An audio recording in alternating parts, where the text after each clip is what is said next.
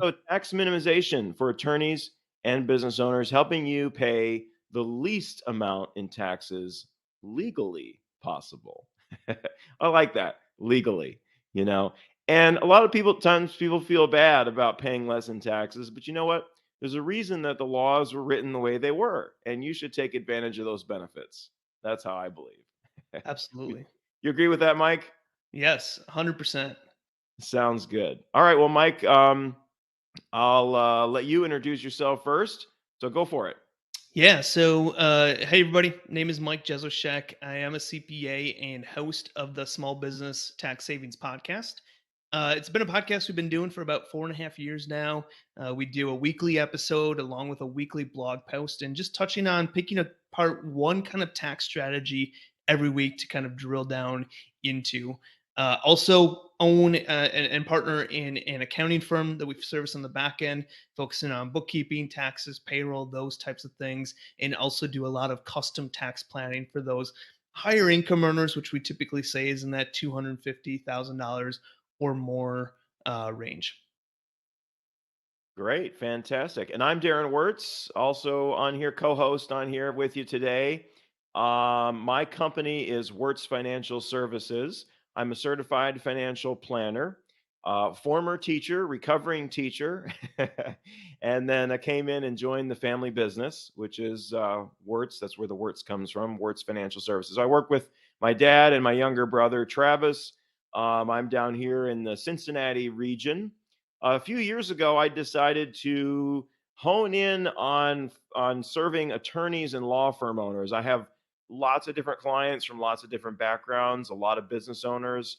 A lot of my clients were already attorneys, and I kind of got to know some of those unique challenges that they face. And so I decided that I would orient my business really to serving those people. And so in that vein, I decided to launch a podcast as well, the Lawyer Millionaire podcast. We talk about retirement planning, taxes a little bit, financial planning topics, related to attorneys and law firm owners.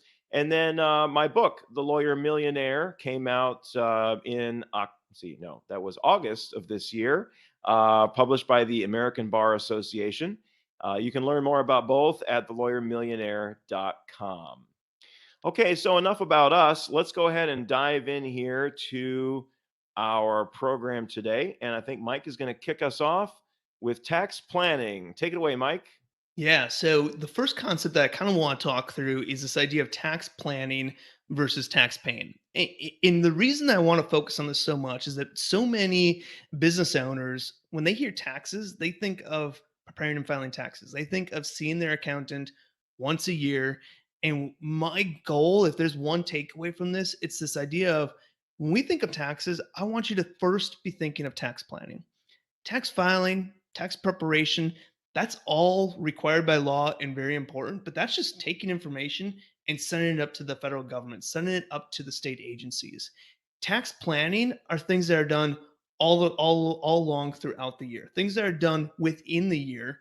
Tax filing and preparation, those are things that are done once the year is over. So it's just taking information again and sending it up.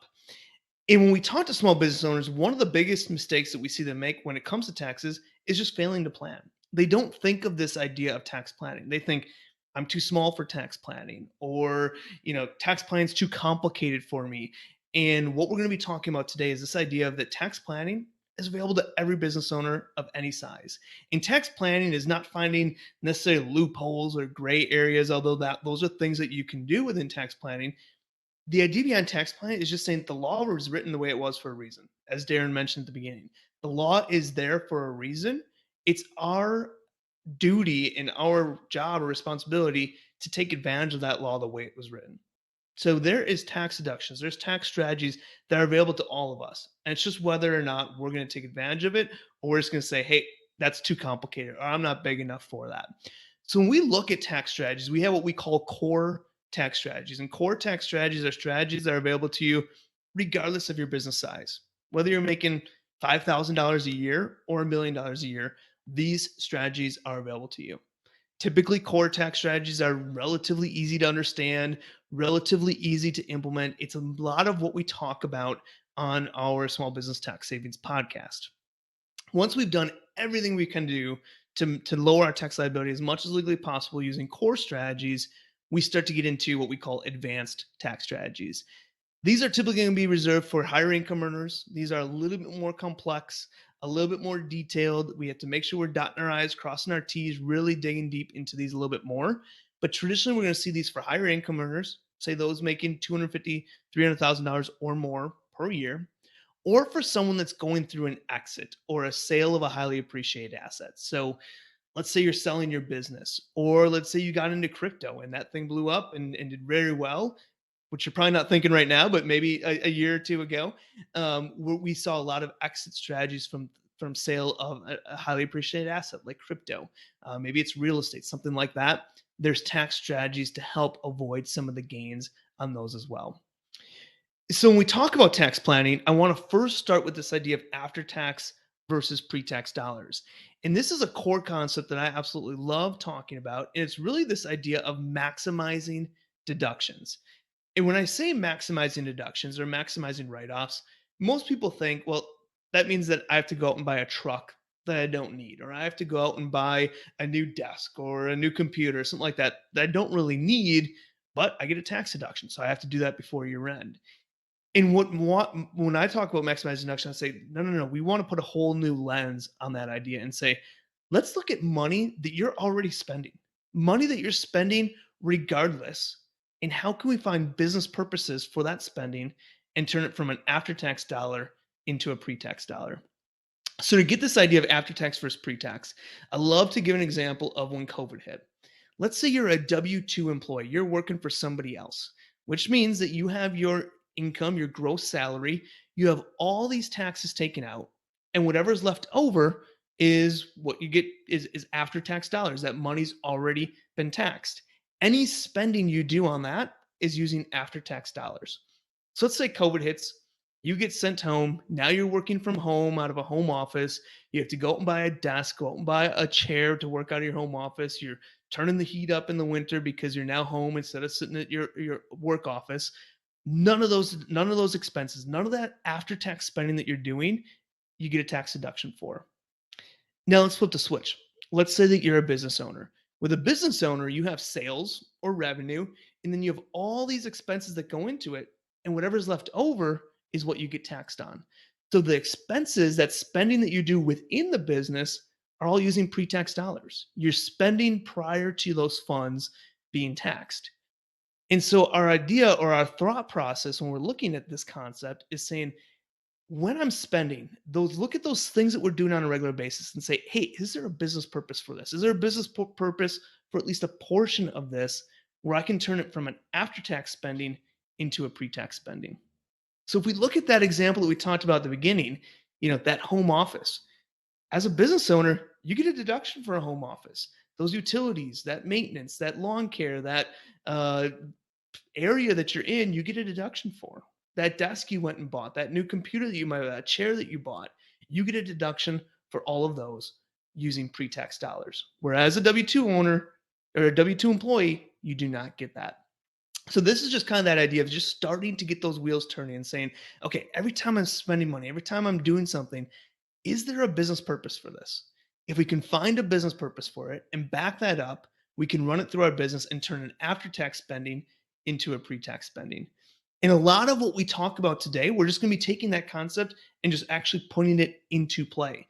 So think of things like a home office is a big one. Automobile might be another one. Meal expenses. This is a great area that you can do this. Are you buying technology, earbuds, iPads, things like that? Most of those spending we can find a business purpose for and get a business deduction for it. Let's say you're giving gifts to your staff. So you want to give your staff an iPad for Christmas. Well, if you just give them an iPad, that's taxable to them. It's not a deductible business expense as a gift. But if you load up learning content on that iPad, you say, okay, we're going to put our email on our iPad. Well, now we have technology that's a business expense that we are giving to our employees to do work. Now we got a business deduction instead of a gift that's limited to $25. So it's kind of taking that idea of after tax versus pre-tax and finding a way that we can implement that and support it in our business. And so one thing I always recommend before the end of the year is say, go through your personal spending, go through your credit cards, your bank accounts, and say, hey, is there anything in here that I know I use my personal account for it, but was there actually a business purpose for it? Is there anything that we can move from after tax spending into pre tax spending? And so that's kind of just that core concept of maximizing deductions. And we can go to the next slide, Darren. That's really cool, Mike. Very, very creative. I like that. And I just wanted to add real quickly, my brother is a business owner also, had not been deducting his car. He bought a new car and he didn't, claim it as a business expense. I'm like, what are you doing? What's Yeah. wrong with you? And funny thing behind that too, a lot of people are missing out on deductible business miles. So obviously, if you have a business and personal vehicle, it's not fully deductible. But simply by adding a home office as an example, now we take the commute out of a lot of the traveling that we're doing. So traditionally, if you go from your Mm. home to an office building, that's a commute. That's not a deductible business trip.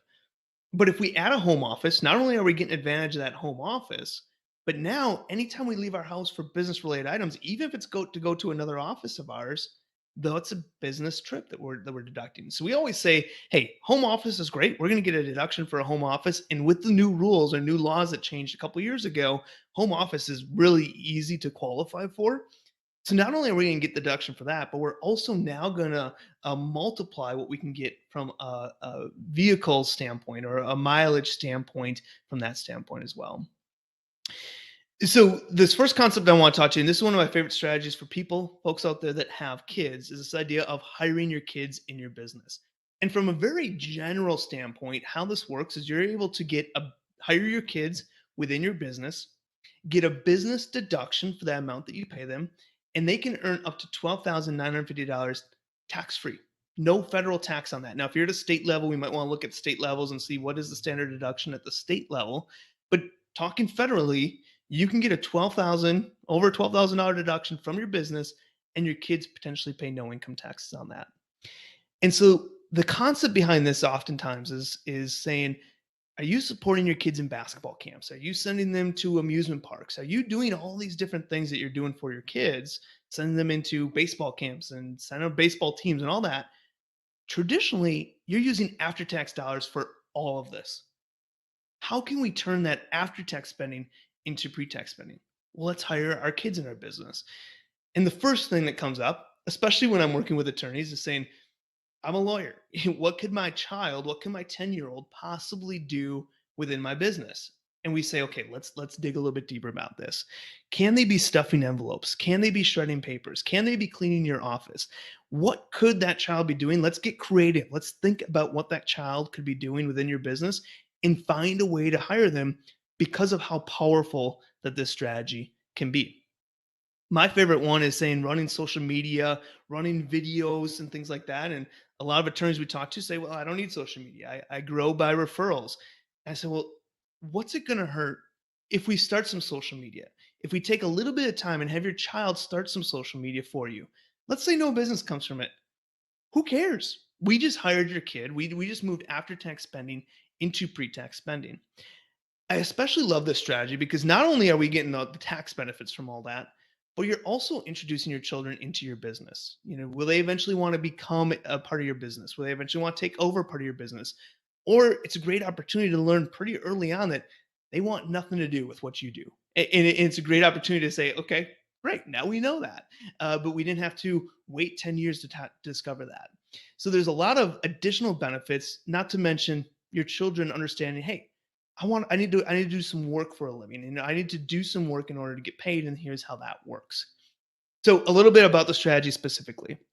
This typically we say ages from children between 7 and 18. So that's going to be our kind of sweet spot about when we're going to want to do this. If your child is under the age of 7, it's not necessarily off the table.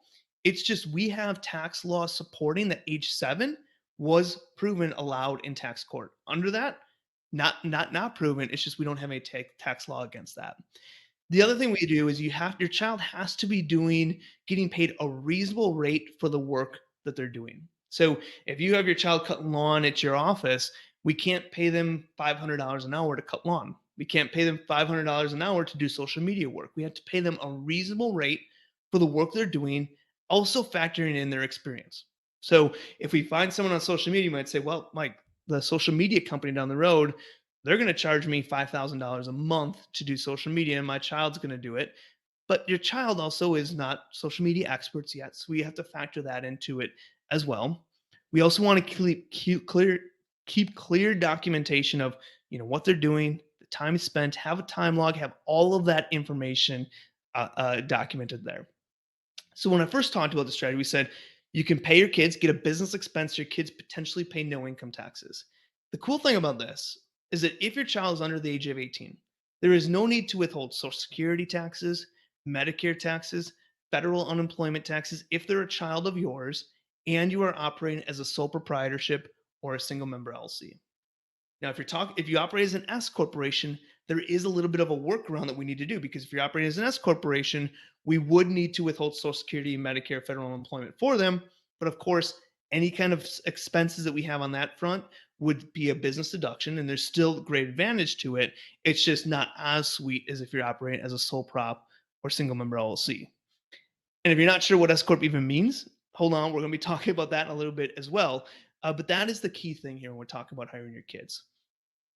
One thing that I just want to add to this strategy that I love to do, and I think Darren will appreciate this as well, is this idea of contributing to a retirement account. So traditionally, we love the idea of especially like a Roth IRA.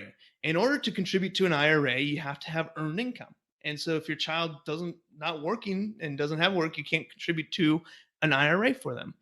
But when we hire them in your business, now your child has earned income. And one reason that we like to stay away from a Roth is that we get no tax deduction going into it. But in this scenario, we don't need a tax deduction because we're not paying any taxes anyways. So it provides an awesome opportunity where we can fund a Roth IRA at a fairly young age, start pumping money into that, and hopefully they just let that thing sit till they grow and it's a massive amount at retirement simply from a couple of years of work they did at a young age for you. But the other cool thing about a Roth IRA is that if they need funds from that, they can withdraw the principal portion without any taxes, penalties, or anything like that. So a lot of times we kind of use this as sort of a retirement plan as well. We say, okay, let's fund this Roth IRA. Let's pay you whatever your reasonable wages are. We'll use some of those wages to fund a Roth IRA. And if you need funds in college and we don't have other opportunities to help pay for those funds, you can start pulling from that account. If you don't need funds in college, great. Let's let this thing kind of continue to ramp up. And I did a study a couple years ago, and I don't know the interest rate and everything else that we used on this, but we did something like if you funded this for 4 or 5 years of your child's life, from say 10 to 15 or something like that, by the time they got close to retirement age, they'd have over $1 million into this Roth IRA account, completely tax-free withdrawals during retirement. So again, I don't know the numbers and the actual data behind that, but regardless of what that number is, it's an incredible gift that you can start your child out as a young age. So that is just one of the things I like to combo onto this idea of hiring your kids in your business. I applaud and agree 100% on that. I figured you would. And I think you're right. I mean, I'd have to crunch the numbers to see what exactly it is, but that magnitude is believable. I mean, 40 years or 50 years of compound growth, yeah, that can happen. I mean, that's kind of crazy. And you're right. So you stole all my thunder, but that's okay. No, um, I think you it know, helps to also, when you're coming from a tax standpoint from your side too, yeah. it does really help, because a lot of people are like, whatever, they just kind of brush it off. And I say, talk to your financial advisor about this, because I feel like they're going to Oh feel man. strongly that this is a great opportunity It to do. really is. It really, really is. You mentioned using the principal. You can also use the earnings for college expenses or a first-time home purchase, but you do have to pay taxes. You don't get penalized, but you do have to pay taxes on that portion. So it really is a fantastic idea, definitely. Love it. And the cool thing about that too is, even if you have to pay taxes, well, your child didn't pay taxes on that income in the first place. So if they now have to pay taxes for a first time home purchase or whatever it might be, well, I mean, it's not as big of a hit because they didn't pay taxes Yeah. initially. So, but They're yeah, probably in a low obviously bracket. we try to avoid that as much as possible. But there is a lot of flexibility with that Roth account and at a young age to get it rolling. For sure, for sure. All right, ready for the next one? Yeah. So the next strategy that we're going to talk about is this idea of the Augusta rule, or some people call it the 14-day home rental rule. And I'll give you some background about this rule. Why did it start? It started because of the Masters tournament in Augusta, Georgia. And what was happening is a lot of people coming to town for this tournament. There's not many places to stay, so people are renting out their homes. And what happened then is that they rent out their homes for the week, make a ton of money on it, and now they have what they call a rental property. And they're having to pay taxes on that income. And the IRS came in surprisingly and said, that's not really a rental property. It's a very short term rental. You're not doing it continuously. It's 14 days or less throughout the year. We're not going to consider that rental income. And so they put into law this idea of if you rent your home, your residence, for 14 days or less, it's not taxable income to you. Now, you don't get any deductions for those 14 days, if you had some cost involved with renting your home, but it's not income to you.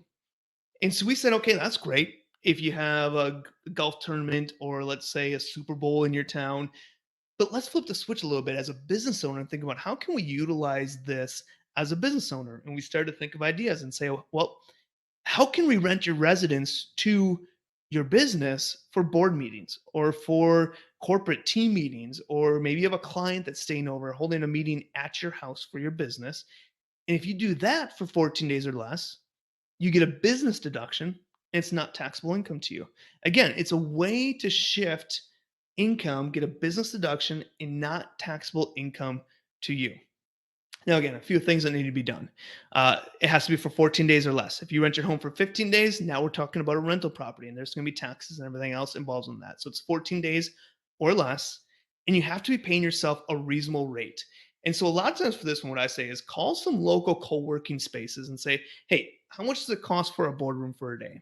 Or if you have a client that's staying over, a team member that's staying over at your place, look at the local an Airbnb or look at a local hotel and say, what is kind of a nightly rate for that type of stuff?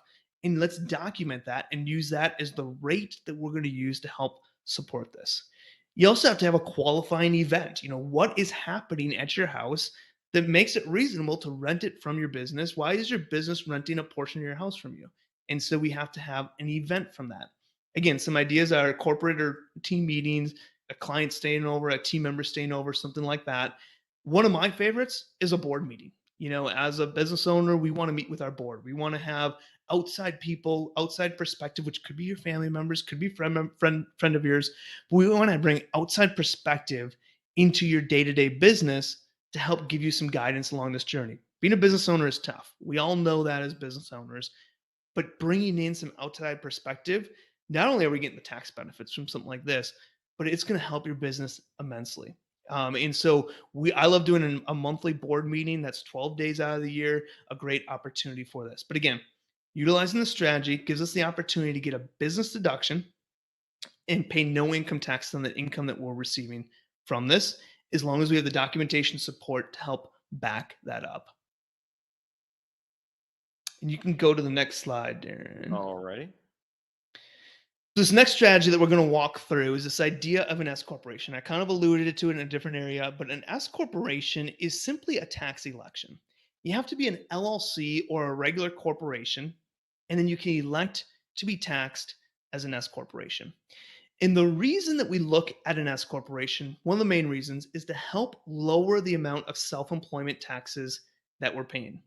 So if we look at this example that's on the screen, if you're set up as a sole proprietorship or a single member LLC, you're going to pay self-employment taxes on 100% of your income.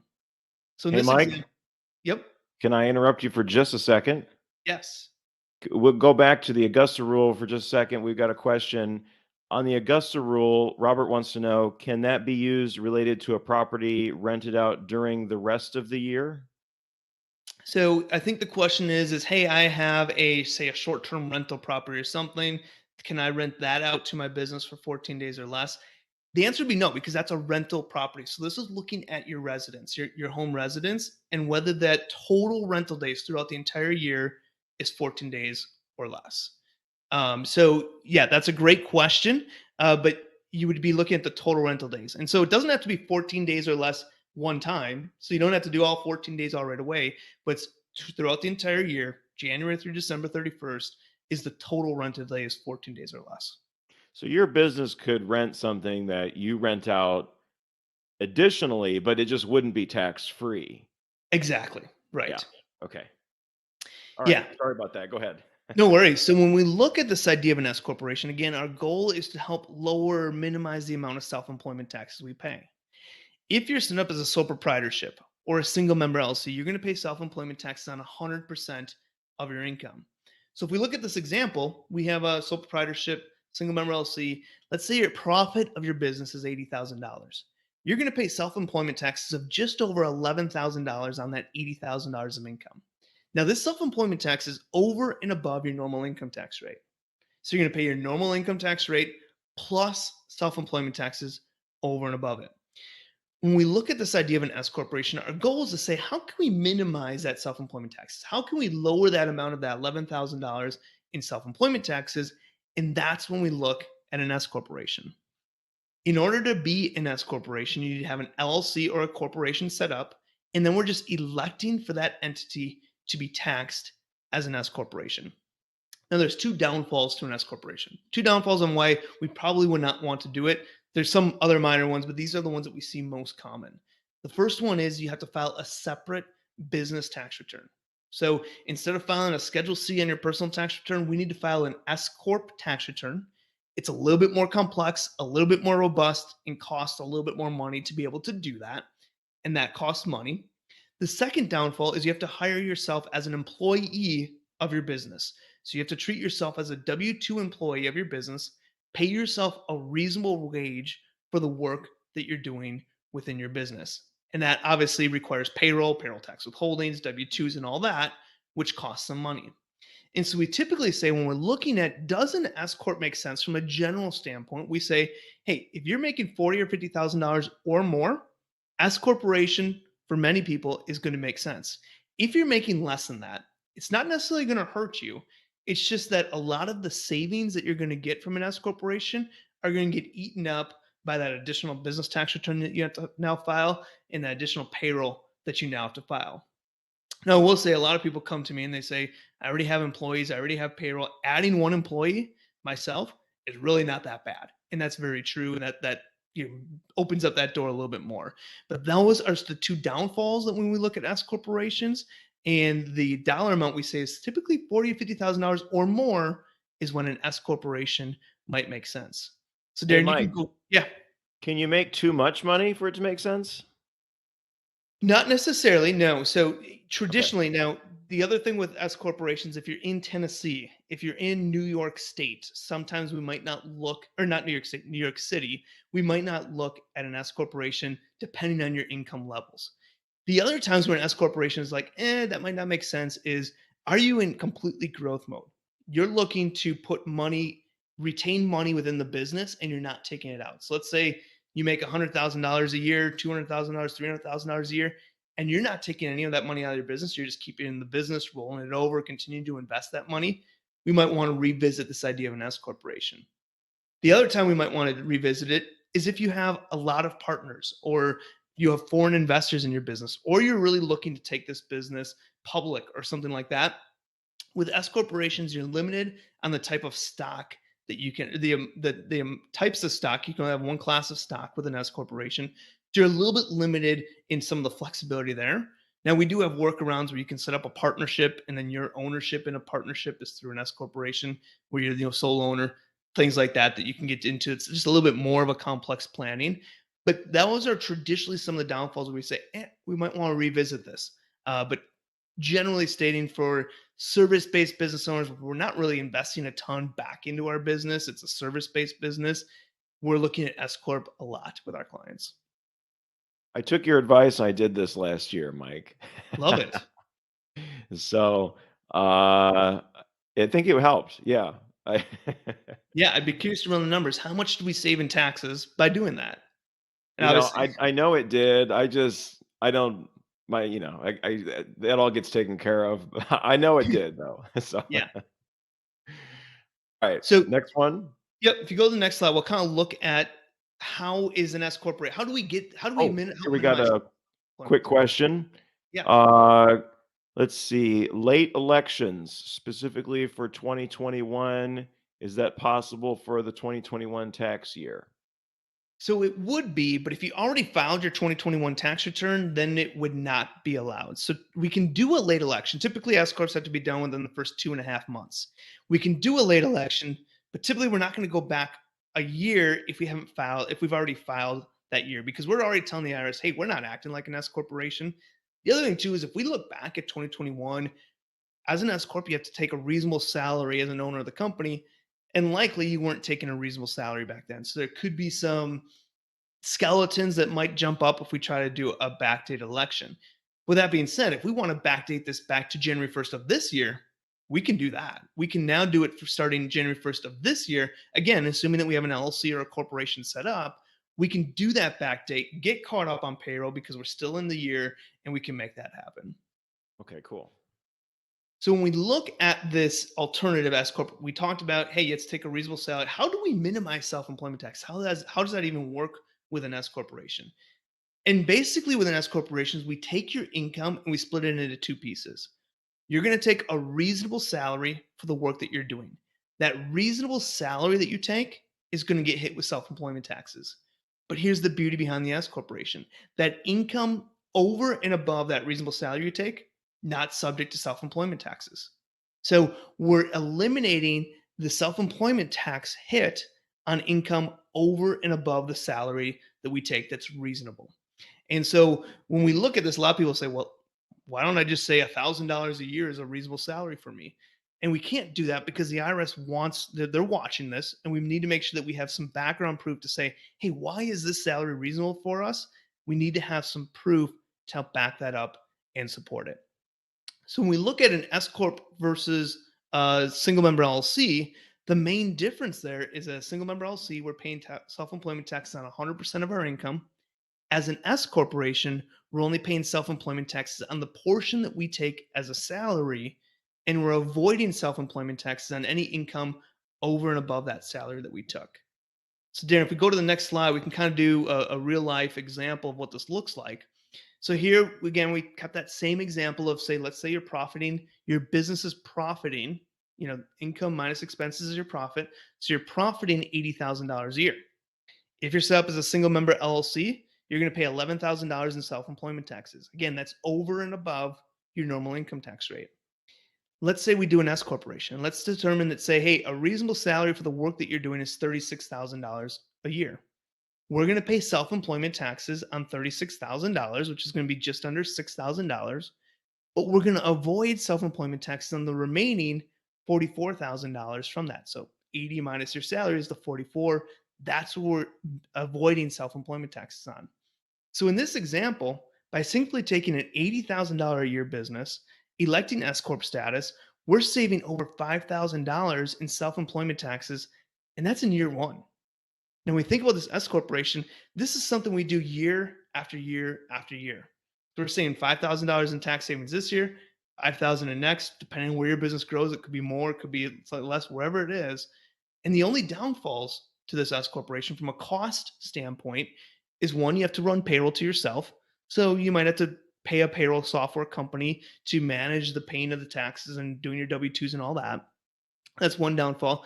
The second downfall is you have to file a separate business tax return, which is a little bit more complex and brings some cost to it. And again, remember, those two downfalls are why we typically say wait till you're hit about $40,000 or $50,000 in profit before you make this jump. Otherwise, it's going to eat into a lot of your tax savings. Okay. Okay, I guess I'm up. Excellent. Anything else to add there, Mike? No, again, what I hope you walk away from this is saying, hey, there's a lot of tax planning out there. There's a lot of opportunities for you as a business owner to save on taxes. You just have to put in some effort. You have to learn about it. You have to research it. You have to look into these strategies that are available and take advantage of them. And so I hope a walk away from this is, hey, it's late in the year already. There's still plenty of time, but it's dwindling quick. So if you don't do anything this year, make sure it's something that you start at the beginning of next year, and make sure you get this understanding of when you hear tax prep and filing, that's just taking information and sending it up. Most of the work that you do to lower your tax liability should be done throughout the year. Once 1231 hits, a lot of those opportunities to implement tax strategies, save on tax strategies are out the door. Now, there are some opportunities that are still available after 1231, but the majority go out the door once that clock ticks over to January 1st. So just I hope that's a walkway of saying, hey, I need to start doing some tax planning. I need to think of ways that I can lower my tax liability. Yeah, that's great. And we're coming up here on the new year, so great time to start thinking about these things. All right. So, from the financial planning perspective, in terms of reducing your tax liability, we've got a few ideas for you that we'll go through. Your retirement savings accounts, that's some kind of basic information, but we'll give you some advanced features that you may not be aware of that you can think about in terms of your 401k. There's something called the Stealth IRA. I'll tell you what that is coming up. If you are an attorney and you earn money on a contingency fee basis. There's a really important way that you can help reduce tax on that sort of compensation, tax efficient investing, and life insurance for the heck of it. Okay. So let's go ahead and jump in here. First, retirement savings. So here are your different opportunities that you have for putting money away on a pre tax basis. There are some Roth things. We'll get into the Roth side of things, but we'll start with the pre-tax side. When you put money into a retirement plan, you are shielding that money from you're taking it out of your taxable income. Okay, and you're not going to be taxed on it, and you're going to put it in the retirement account, and it's going to grow, and then you'll pay tax on it later. So we call that pre-tax. So an IRA, and then these have changed going into 2023. For your IRAs going into 2023, you can put 6,500 a year in, an extra thousand if you're over 50. Now, if you're a business owner, you might want to have something a little bit more, so you can put more money away. Or if you have employees, something that you can offer to your employees. So that's where we get into the simple IRA. So with a simple IRA, each employee can contribute, can have a maximum contribution of 15,500 that they can put in, and then as the employer can match 2%. I'm sorry, give an automatic 2% or a 3% match, and then there's an extra 3,500 if you're over 50. Now, if you're a solo business owner, you could do this too for yourself, and it's just a tool that you can use to give yourself the ability to put away more money than just your standard IRA. Then we have the SEP IRA, and every accountant I know is a really big fan of the SEP IRA.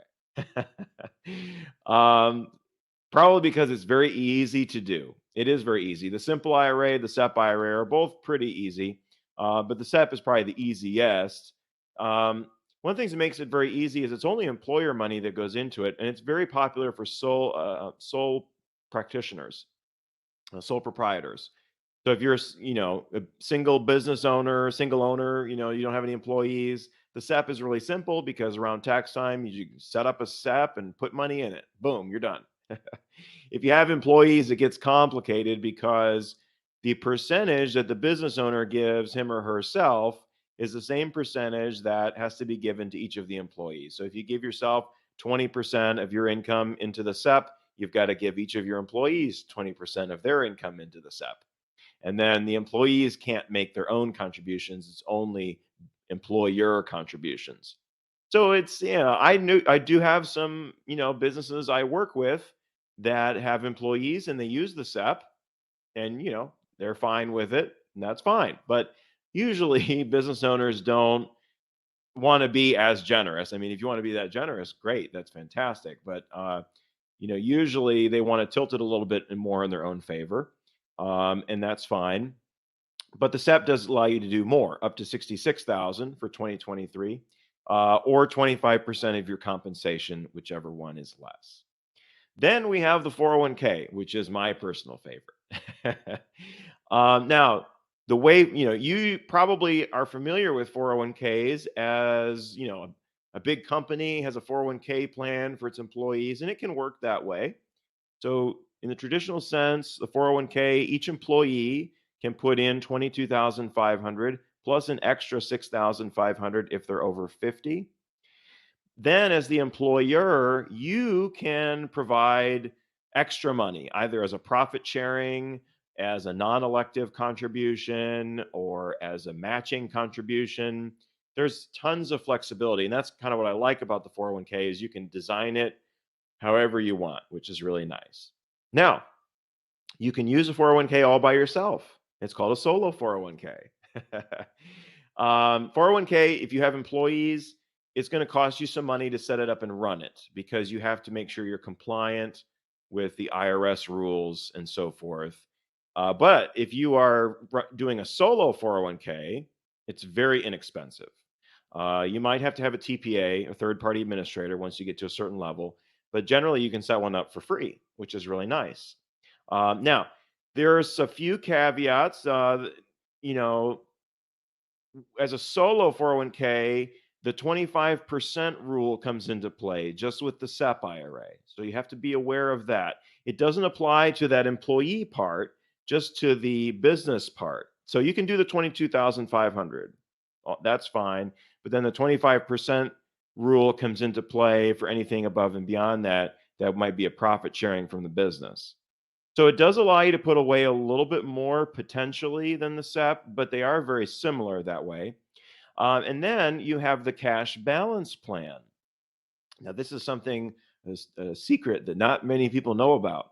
The cash balance plan is actually a type of pension plan. So you have two kinds of plans: defined contribution plans, which is a 401k. Okay. And then you have defined benefit plans. And there are several different types of defined benefit plans. The cash balance plan is one that business owners can use either as solo business owners, as sole proprietors, or if they have employees as well. And it only can accept pre tax money. The reason I like that particular version of defined benefit plans is it functions very similarly to a 401k.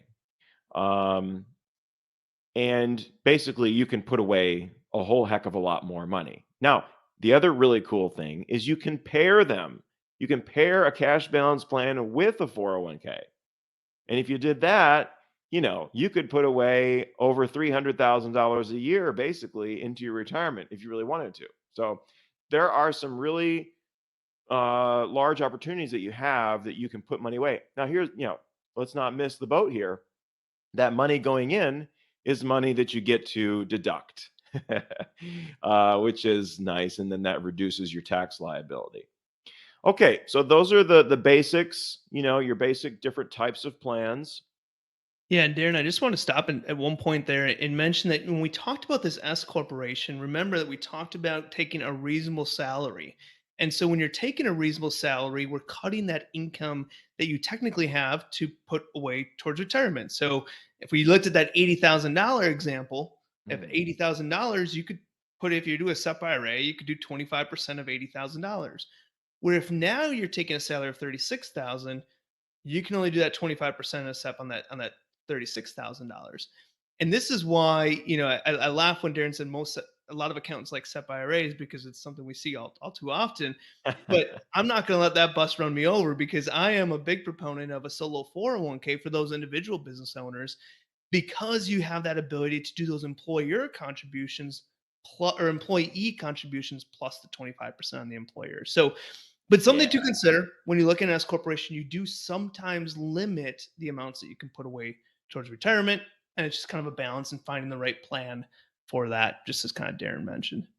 Yeah, and you can, a lot of times I get this question, you can have an IRA in addition to a business retirement plan. So you can only have a simple, a SEP, or a 401k.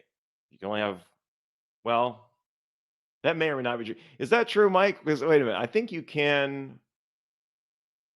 might be able to get away with having a SEP in addition to a 401k. I think your business can only have one plan per year. So if you are a simple IRA this year, you're a simple IRA for this Oh, year. And then you can only do a solo 401k in the next year. So you can't have more than one plan in one specific year.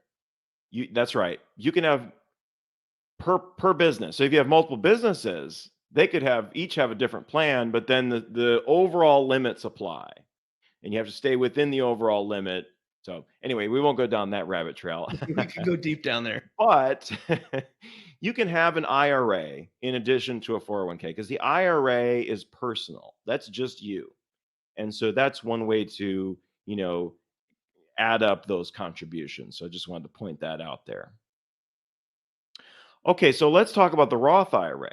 And Mike touched on this, so we're just going to review some of these points again, so you understand it really well.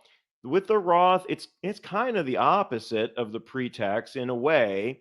So basically, you don't get a tax deduction. You put money into it, it is not tax deductible. It's after-tax money that goes into the Roth IRA.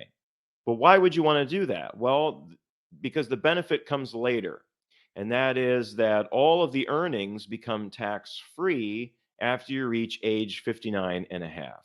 Now, you may be wondering which one makes more sense, mathematically. They really kind of come out even in the end. I mean, there are some caveats, depends on what your tax bracket is now, what your tax bracket will be in the future. If your tax bracket is going to be way, way, way low, like if you're like really killing it and you want to retire early, then you're probably going to favor more of the pre-tax side of things. If there's going to be a dramatic difference between your tax bracket now and your tax bracket later in life. But I think it's smart for everyone to have a little bit of Roth money later in life, and I'll explain why here. You can convert money from the pre-tax IRA side over to the Roth IRA side by paying taxes. Now, when would you want to do that? Well, that might be a really good idea if you have a particular year in which you have very low income. Let's say you have a bad year in the business or there's a pandemic, and your business income is way below what it usually is.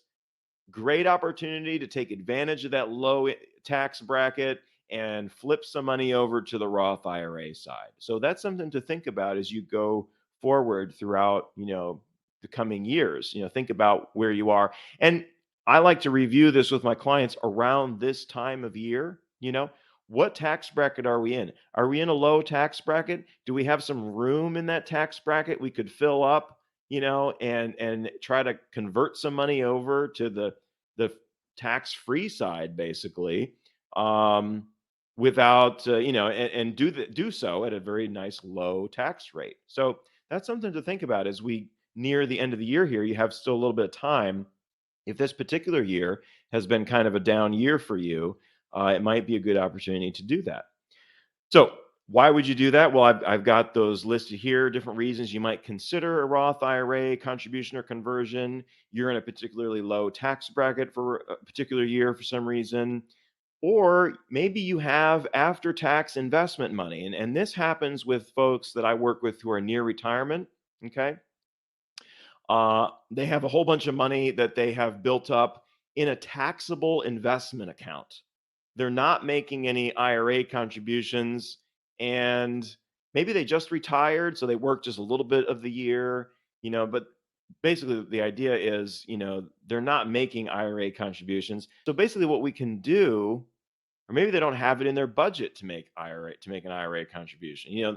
They're in a part-time situation, or their income is lower for some reason. Well, basically what we're going to do, take some money out of that taxable account and use it to make a Roth IRA contribution. So you have to have earned income in order to make a Roth IRA contribution. So some of my clients that are retired, but they're still kind of working a little bit, we'll do that. We'll take some of that money and flip it over to the Roth IRA side, because basically what we're doing is we want to get that money out of that taxable account, get it over to the Roth account where it's tax free, on the earnings. And so that's a really something to think about. With Roth IRAs do not have required minimum distributions. So that is an advantage, a reason why you may want to have some money on the Roth side later in life, because that's money that's not going to be subject to those RMDs, unlike your traditional IRAs. Let's say you want to retire early. And one of the biggest problems with retiring early is the cost of health insurance. And I talk about this with people all the time. You want to retire at 60? Fantastic. Medicare doesn't start till 65. Uh-oh. That means you might be paying for private health insurance for 5 years, and that's going to be very, very, very expensive potentially. Here's a trick. If you've got some money in the Roth side, you can use that money to live on and it's not taxable. So your actual income on paper is going to be way, way, way low, which could help you to qualify for a subsidized health plan and keep those health costs down.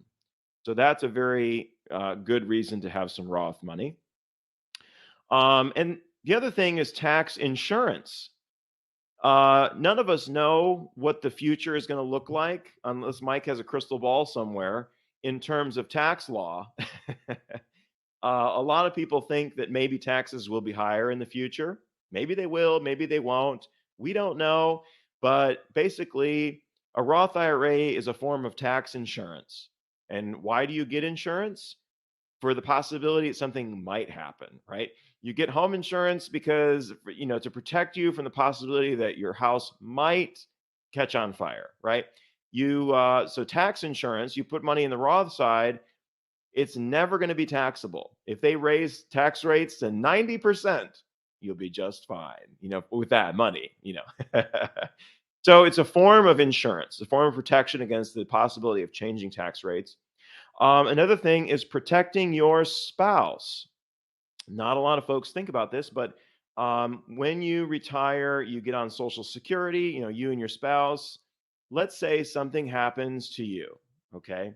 Your spouse is then going to lose a Social Security benefit because you can only have one. Now, she can keep hers, he or she can keep theirs, or change over to yours, whichever is higher, but you only get one Social Security benefit. So basically, your income goes down, but your taxes go up. And the reason your taxes go up is because you go from married filing jointly brackets to single brackets. And so you may be in a situation where your income is lower, your tax rate is higher. And that is a situation where having some money in the Roth side that's not going to be subject to taxes might be a very, very good thing.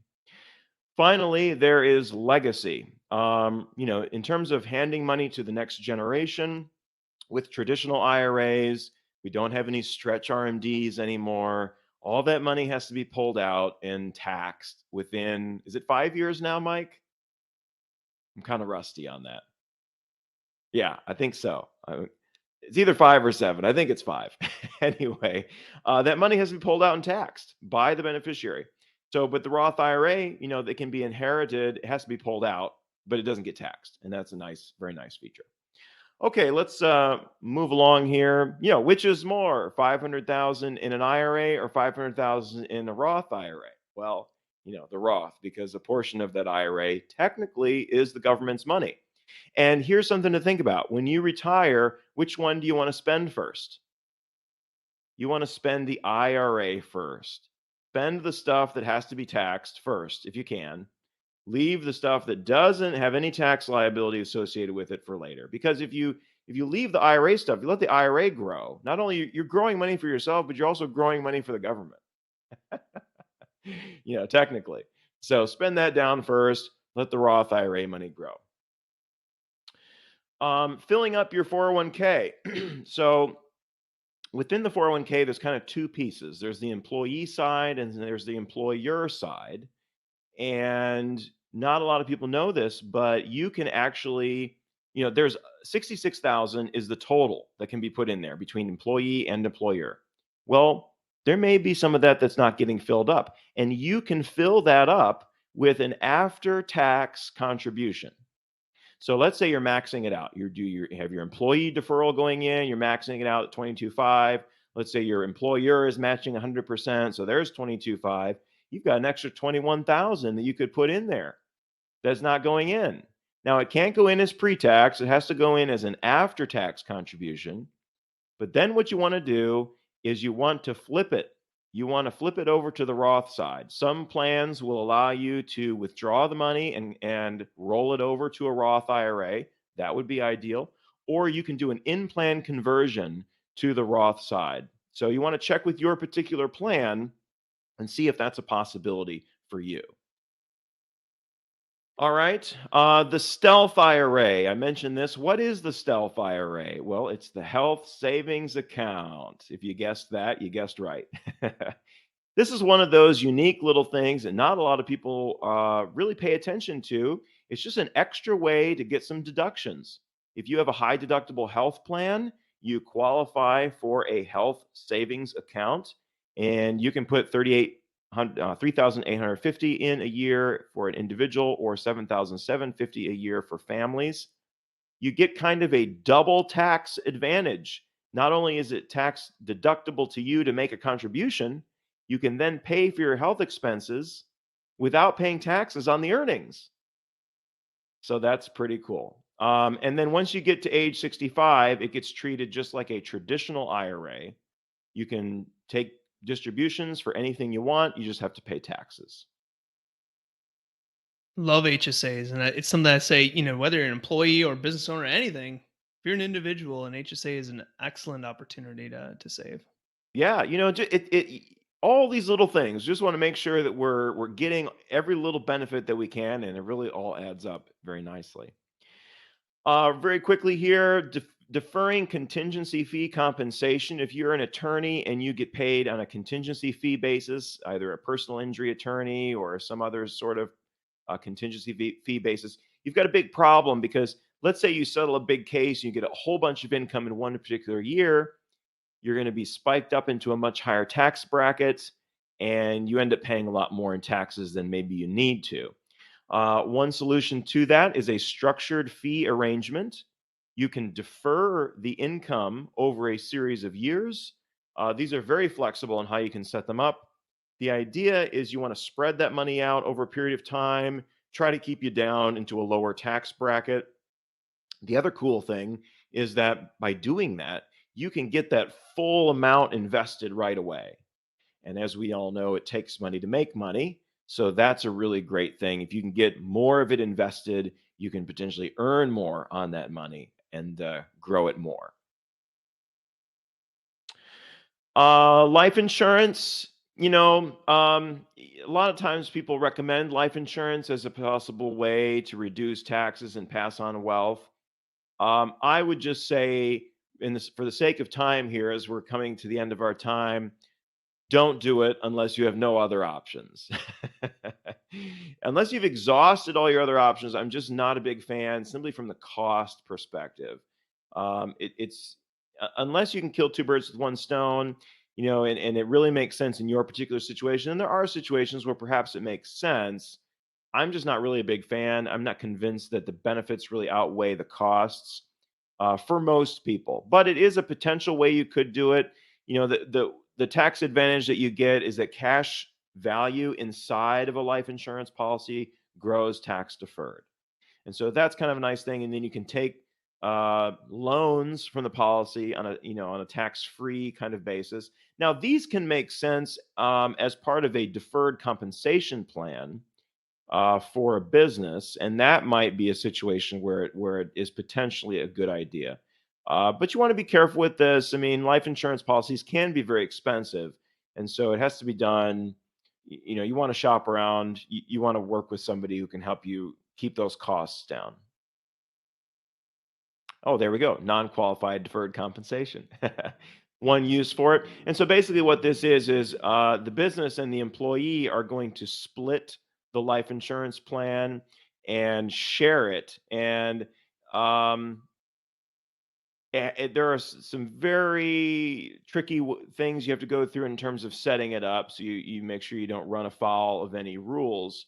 But it is often a way that companies will compensate their most highly compensated employees.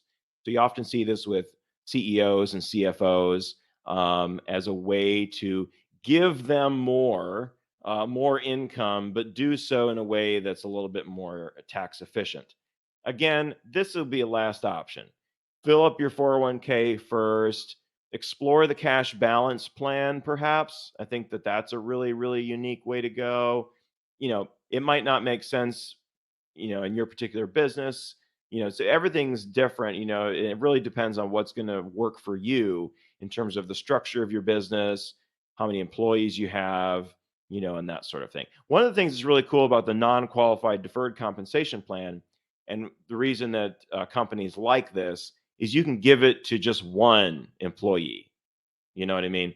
And so that's why it's called non-qualified. um, so that's the attractiveness there. We'll finish off here with tax efficient investing. Reducing your capital gains and dividend taxes in those non-retirement accounts. This year has been a tough year for the stock market. You may have some tax losses. So as we're coming to the end of the year here, take a look. Do you have some mutual funds in your investment portfolio that are down 20%? Sell them and buy something. It has to be different, but it can be very similar.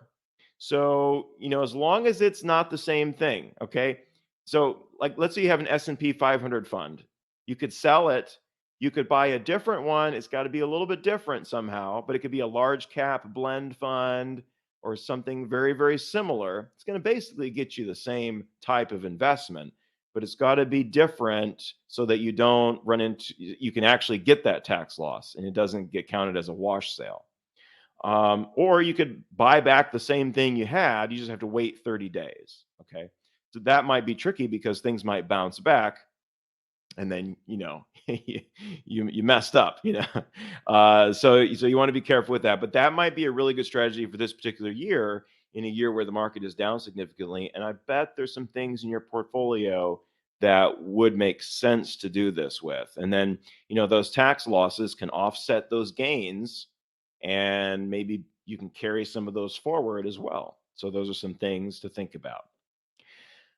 All right, so we've gone through a lot of information and we could talk for hours and hours about all of this, but I want to get us all out of here on time. So just to wrap up, Mike, why don't you tell us about some of the things you have and how folks can get a hold of you? Yeah, absolutely. Best way to find us is taxsavingspodcast.com. Search Small Business Tax Savings Podcast in any podcasting platform. We also have a learning center on our website that includes a blog post for every podcast episode we've done. So I always say go there, check it out, see if there's any topics that stand out to you, and start to get a feel for how we approach tax savings. We also have a free Facebook group. Go into Facebook, type in Small Business Tax Secrets. You can learn a little bit more, ask questions, kind of join in with like-minded business owners that are looking for tax strategies as well. And we do tax minimization program, which is a training program. We teach you how to save taxes on your own. You can find that on our website as well. We also do custom tax planning for high incomers. We come in, build a tax plan for you, work with your current accountant, work with your current team to implement that and ensure that they're on board as well. So a lot of different options that we can help out with. The best way to find me is taxsavingspodcast.com. Very cool. And if you want to learn more about me and the Lawyer Millionaire podcast or the book, just head on over to thelawyermillionaire.com. You can also find me on LinkedIn, Facebook, and Twitter. And then finally, Mike and I each would be happy to offer any one of you on the call a free consultation to review your specific situation. And there's information there on how you can do that. My Calendly link is there, calendly.com/Darren Wurz, or you can send me an email. For me, it would be, helping you to think about retirement planning and your investments and how we can maximize your tax efficiency that way. And then, Mike, we want to add something on what you can do for folks. Yeah, easiest way to reach me is just ask at taxsavingspodcast.com. And yeah, initial idea would be just jump on a phone call, kind of understand what your tax picture looks like, what you all have going on, and talk about where there's some potential for tax savings. We work with business owners of all different shapes and sizes, and I have never found someone that we cannot save them significant amount in taxes looking at different strategies. So a lot of potential out there. Great, great. Well, thank you so much for joining us today. We're so glad that you took a little bit of your time to learn a little bit here. And feel free, please reach out to Mike or myself if you have questions, you want to learn more. And thanks, Mike. It's been a pleasure doing this again with you. Yeah, thanks, Darren, for having me. Always fun jumping on with you and kind of learn about what you guys have going on too. Absolutely. All right. Well, take care, guys, and hope to talk to you soon. See you, everybody.